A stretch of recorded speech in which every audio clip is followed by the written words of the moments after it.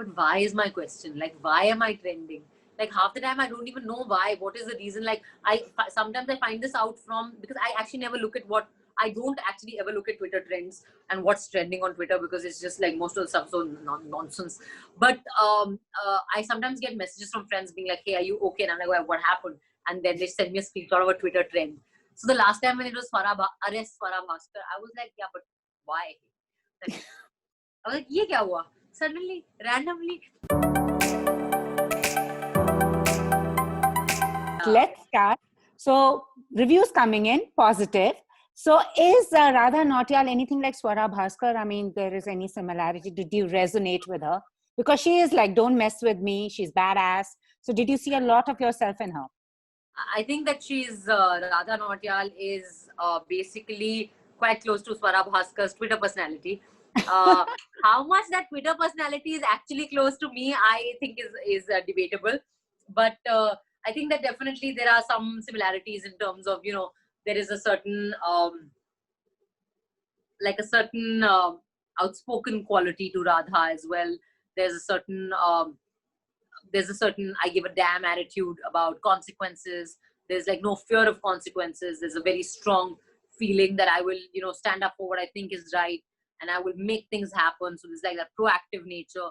I think that there's a lot of that, of course, which is quite similar. Of course, I'm a disaster with a gun, as I discovered while we were shooting. So I know now why I can't be a cop, and why I will never be a cop.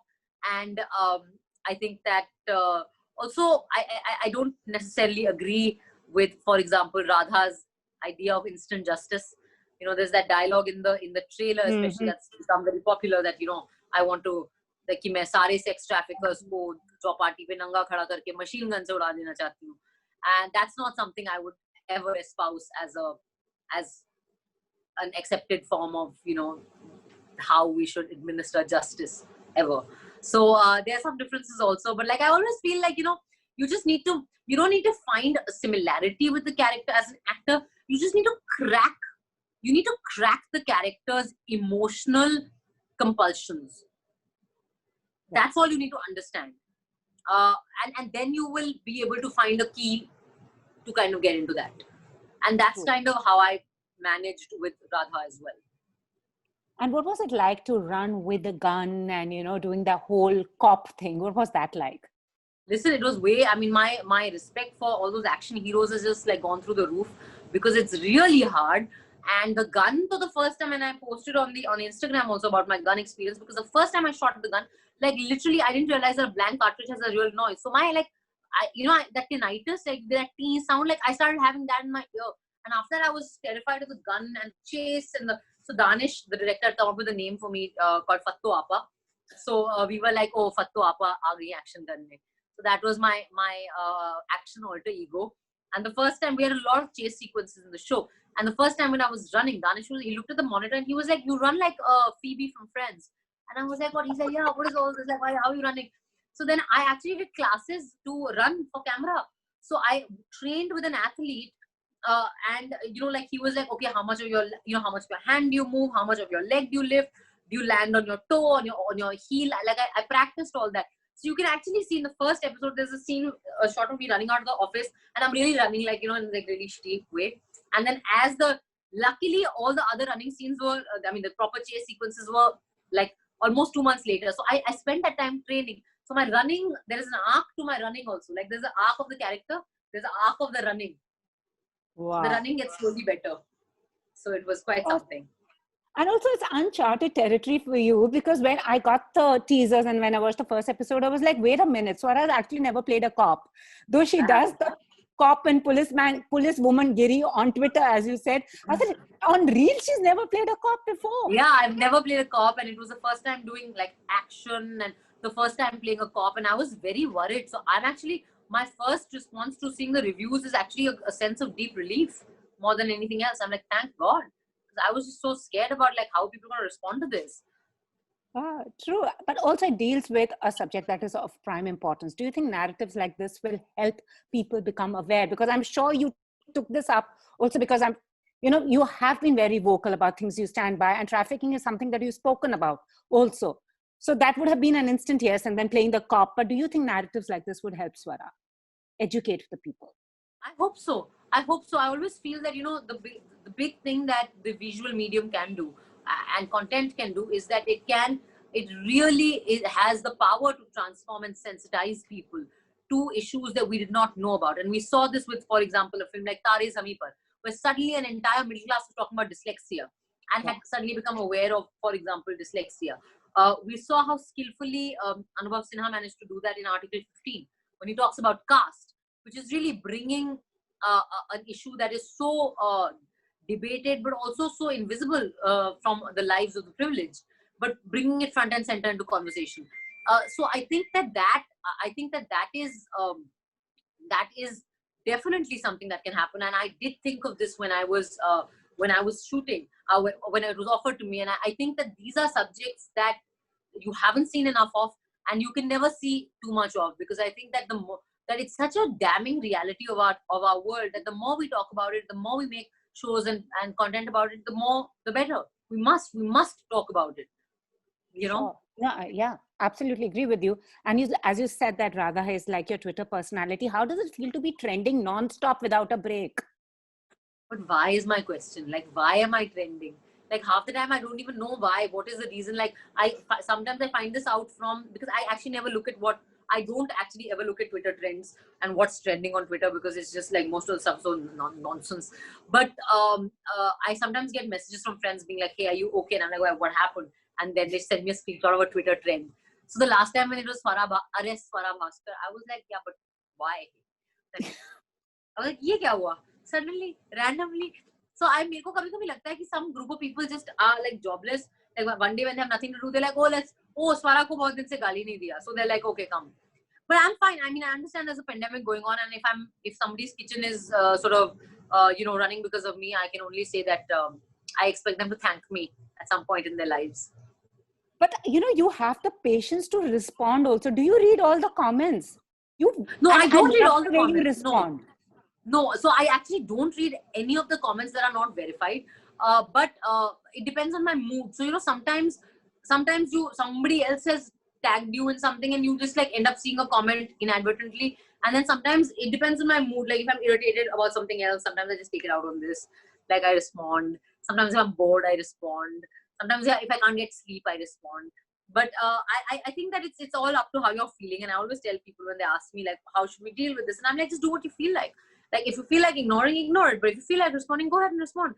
Because I feel like, the reason also why I respond on a more serious note, it's not just because of those people. It's because of everyone else who's going to look at this conversation should know that women will not take abuse lying down. And that people will not take lies and misinformation lying down. Like I really feel that it's become a bit of a battlefield now. And now I feel like, all right, so if it's a battlefield and you're part of the battle, then you stand up for your side, You stand up for the values you're defending. You stand up for the voices of the people that you are defending. And it's sad, actually, that this is how we describe public discourse now. I mean, actually, this is a sad thing. But kya kare, ye reality. You said something so interesting, women being abused. And then there is a whole campaign launched by your fraternity, like Shayani, and everybody's spoken up. But it's so sad. There are few women who are bringing women down. Yeah.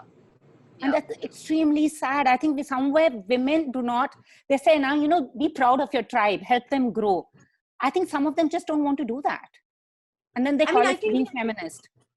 I think that there's a lot of, I think that we have to understand one thing, which is that women are, when we talk about gender equality, I've always said this, women are as good as men, we're also as bad as men. Okay, we're equal in every way. So we're equal in our achievements, we're equal in our good qualities, we're also equal in our bad qualities. So just like you can have situations where men are fighting men, for example, and then there's all kinds of examples of that from the film industry, even that has become gossip and so on, but also from politics, also from so many other industries. I think that of course it's possible that women will not agree with each other on things. It's possible that they will sort of bring that disagreement into public. And I think that how you bring that disagreement up is really what speaks of the people you are and the kind of the person you are, what your beliefs actually are. Like I have always felt very, I always feel very not comfortable with attacking anybody personally, but certainly women personally, because it just feels like why do we have to do that? Already we are getting it all the time anyway from the trolls and the haters and the men and the thoughtless, the idiot men. But now why should we contribute to doing that to another colleague or another friend or so on? So I that's a agree. personal opinion. But equally, I mean, I will say that I have now come to realize that if people are lying about me, and if people are spreading misinformation about me, and if people are, I mean, I think that the first step of empowerment is to learn to stand up for yourself. It's as simple as that. And this is a journey that I have made on my own, with really no help from anyone, except for, of course, with gratitude to the people who hired me. But it's really a path I've charted completely on my own, with no assistance, really very little advice, and a lot of it just trial and error. And I think that I earned the right to kind of defend myself and stand up for myself. As you rightly As said, did all of us. As you said, B stands for best grade. Yeah, B. I'm completely okay with that. I'm like, yeah, B is like best. I'm totally okay with that. And I actually, honestly, Pooja, I don't really care. Like, I think it's okay for people to have a personal opinion, and it's okay for them. Like, no, everyone doesn't have to like me. The whole point of a democracy is that you allow people to have their views, but don't shout them down, don't abuse them, and don't silence them. But also, I feel when you say something in public, expect that you will get a response in public. Also, always expect that. When you bring a fight to the public, or when you bring a disagreement to the public, expect that that's then going to turn into a shit show where everyone is going to participate. So you can't be in a situation where aap public mein aake ek tarfa bhashan chalte rahega. That's not going to happen. I agree. I mean, and also it's really sad that how the industry, because industry is meant to entertain, you've been giving us content, it's not standing up together. It's just the division and agendas. That's what, for somebody who's on the outside, like, when your industry is under attack, stand by, help it. I mean, that's what, for me, on the outside, I just feel it's really sad that no one's standing up for each other. It's extremely sad. Yeah, I mean, absolutely. I think so. So when you, from JNU as a student, when you were everything and became an actor, did you realize it's going to unfold like this? Or did you go with this perception ki, I'm pichne karungi, sab theek thaak hoga? Is there some reality? They said reality bites. Something that came as a surprise to you. I mean, I think that no one could have, there's so many things you can't predict. Like, nobody would have predicted that one day interviews would be conducted on Zoom when we're both in the same city, but we are sitting on this kind of a technology and on an app and chatting. So I think that life and the world just has many surprises for us. What I actually was not prepared for was weirdly, and this has actually nothing to do with the scandals and the controversies and so on. What I didn't realize was that how much this is actually a medium of the director and not of the actors. I went with all this actor and this love for the camera and this relationship between the camera and the actor's body, and the camera comes so close and it's so intimate and this, that. And then I realized, wow, once I started shooting, I was like, as actors, you don't even have control on which of your takes is going to make it to the edit. So that's how little control we have on our performance. So that's actually something that I didn't know at all. And that's something I developed. I realized that this is actually not an actor's medium. And of course, it's a very glamorous medium. It's a medium where the actors get the most credit. It's where we get the most fame. But it's actually a medium that is not ours at all. It belongs to the director.